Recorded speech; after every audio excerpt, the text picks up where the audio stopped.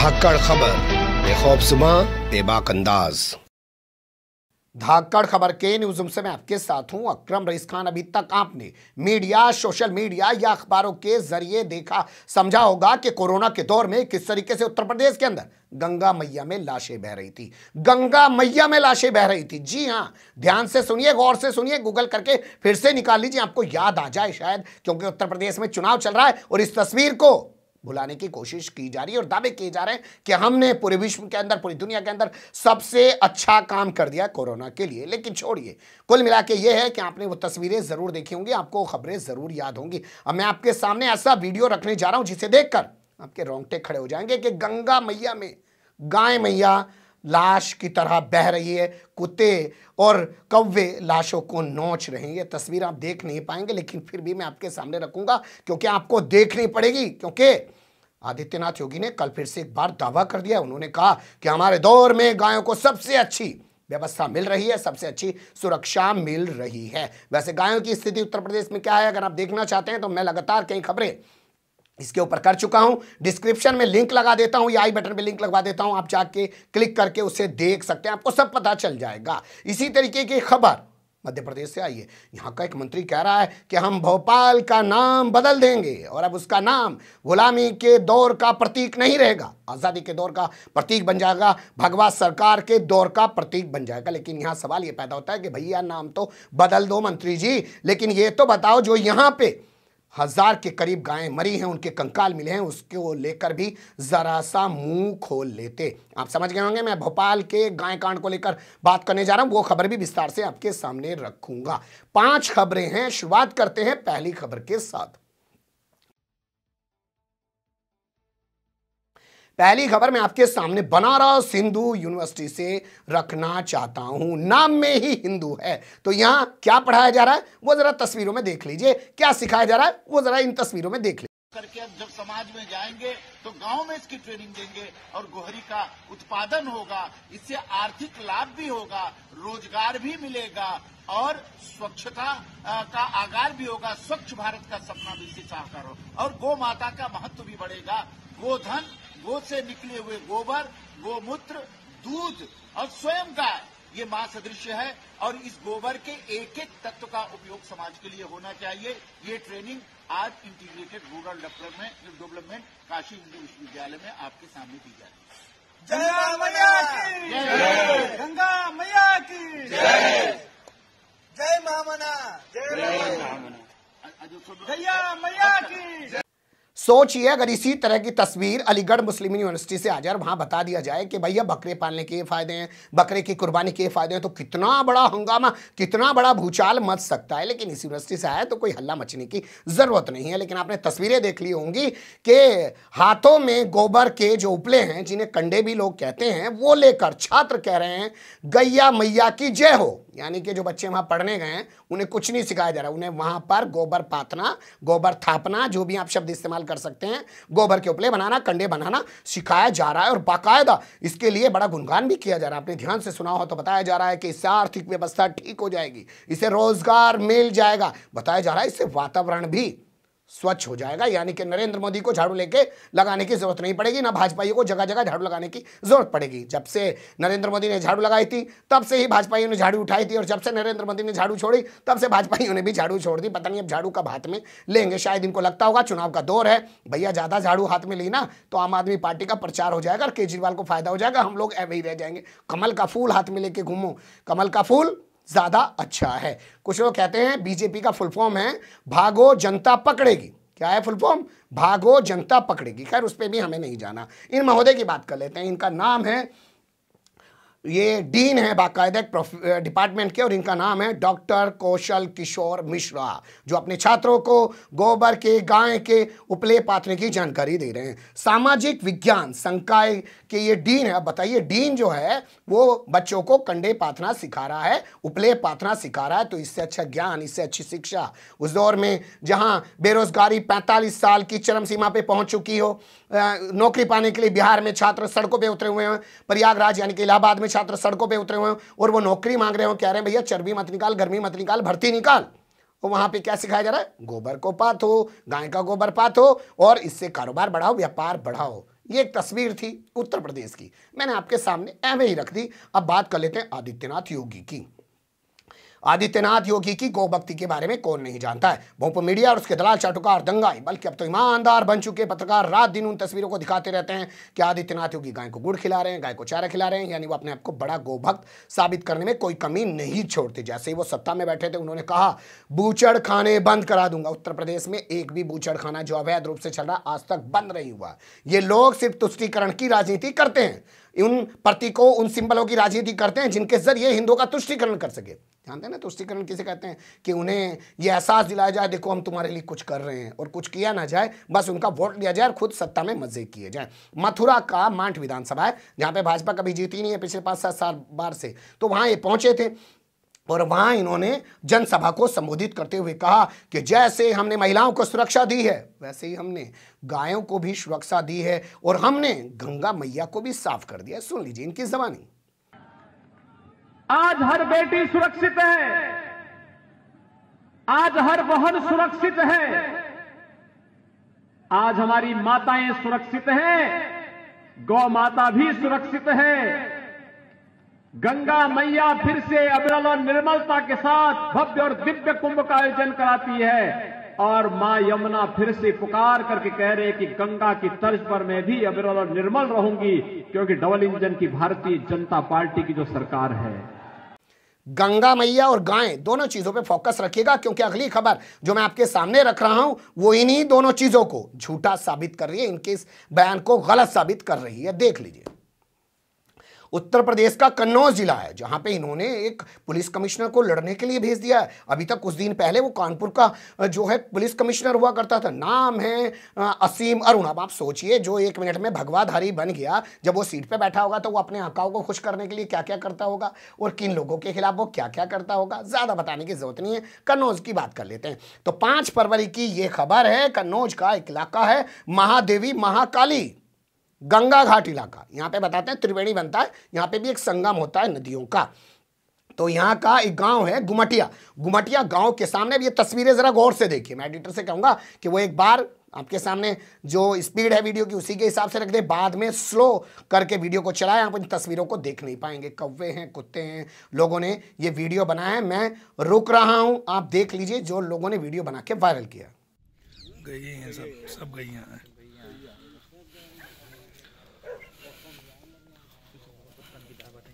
बड़ा बुरी आफत है।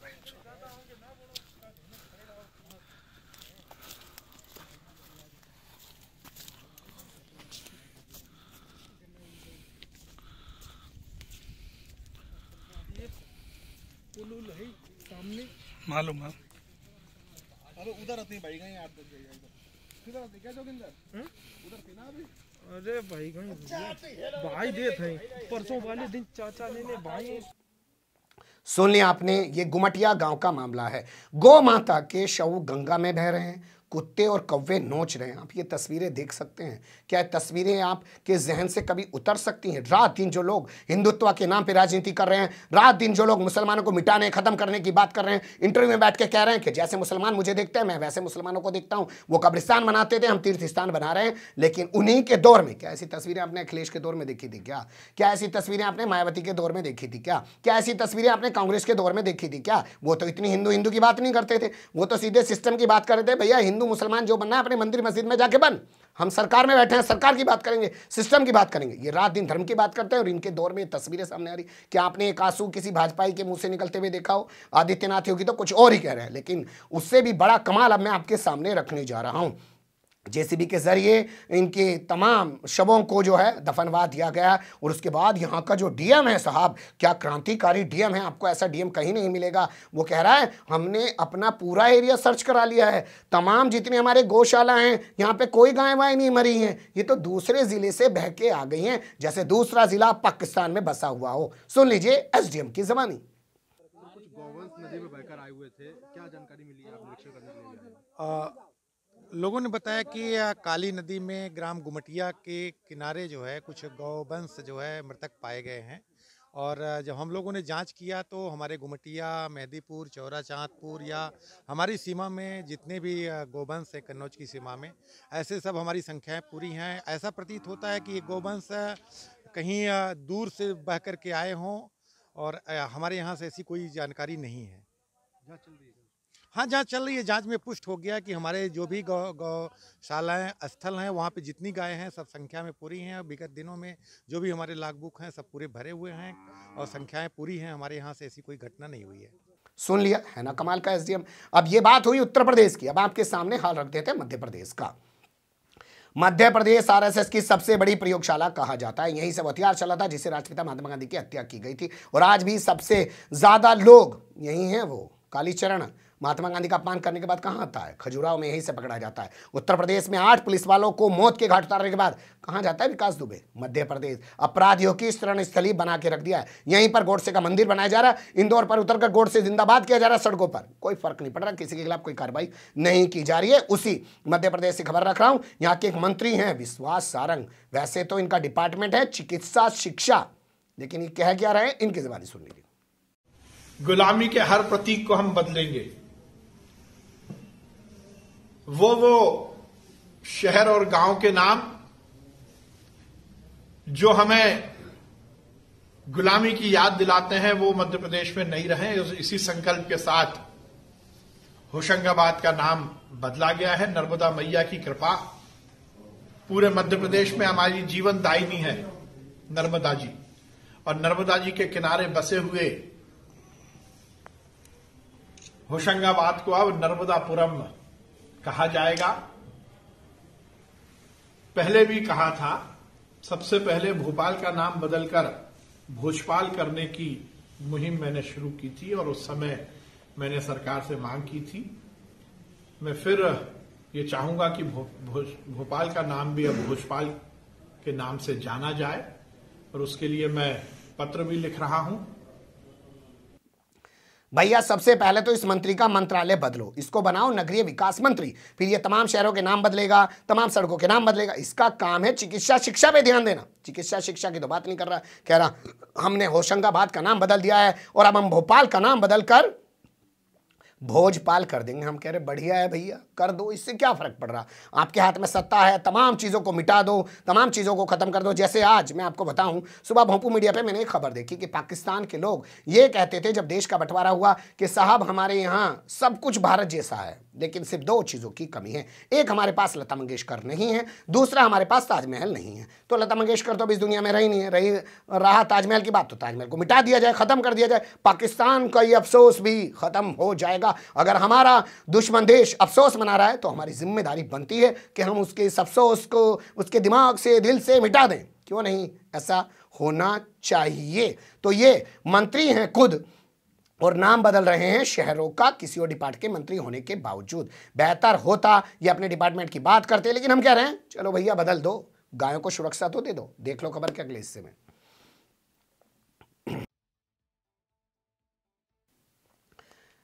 लगातार ये खबर बहुत ही जिम्मेदारी के साथ हम आपके सामने रख रहे हैं, क्योंकि दैनिक भास्कर के अलावा इस खबर पर कोई भी नहीं बना हुआ। तमाम भोंपू मीडिया को जैसे सांप सा सूंघ गया है। 700 से 800, 800 से 900, 900 से 1000 के करीब गायों के मरने, उनके कंकाल मिलने का दावा दैनिक भास्कर ने किया है। बाकायदा हमने आपके सामने जेसीबी ड्राइवर का वीडियो लगाया है, जिसने कहा कि 850, 900 गायें मरी हैं।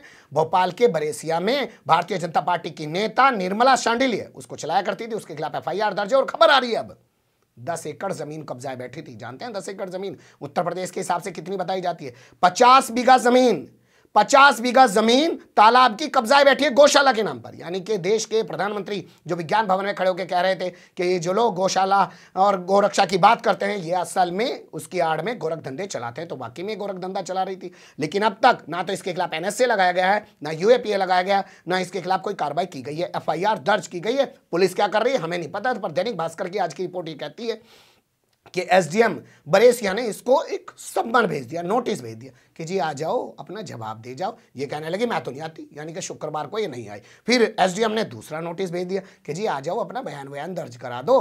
तो अब SDM ने इसको बुलाया सोमवार यानी आज। अभी तक हमारे पास जानकारी नहीं है ये पहुंची हैं कि नहीं पहुंची हैं। SDM ने क्या इनसे जवाब लिया है, क्या इन्होंने जवाब दिया है, कुछ कहा नहीं जा सकता। लेकिन आप सोचिए, इतनी बड़ी घटना, 800-900 गाय मर रही हैं, नोटिस भेज के बुलाया जा रहा है, पुलिस क्या कर रही है? कुछ नहीं करी, कोई बुलडोजर नहीं चल रहा है, कोई सड़क पर होर्डिंग लगा के नीलामी नहीं की जा रही, क्योंकि ये भाजपा की नेता, यही कांग्रेस की होती तो शायद कुछ हो रहा होता। लेकिन कांग्रेस के नेता आरिफ मसूद इस मामले को लेकर जबरदस्त गुस्से में हैं। उन्होंने गांधी प्रतिमा के बाहर, जो मिंटो हॉल पड़ता है, वहां पे गांधी की प्रतिमा के बाहर पहले उन्होंने प्रोटेस्ट किया। आप तस्वीरों में देख सकते हैं, वो प्रोटेस्ट कर रहे हैं और वो मांग कर रहे हैं कि इस नेता के खिलाफ एनएसए लगाया जाए। अब उनकी जबानी सुन लीजिए कैसे वो मांग कर रहे हैं।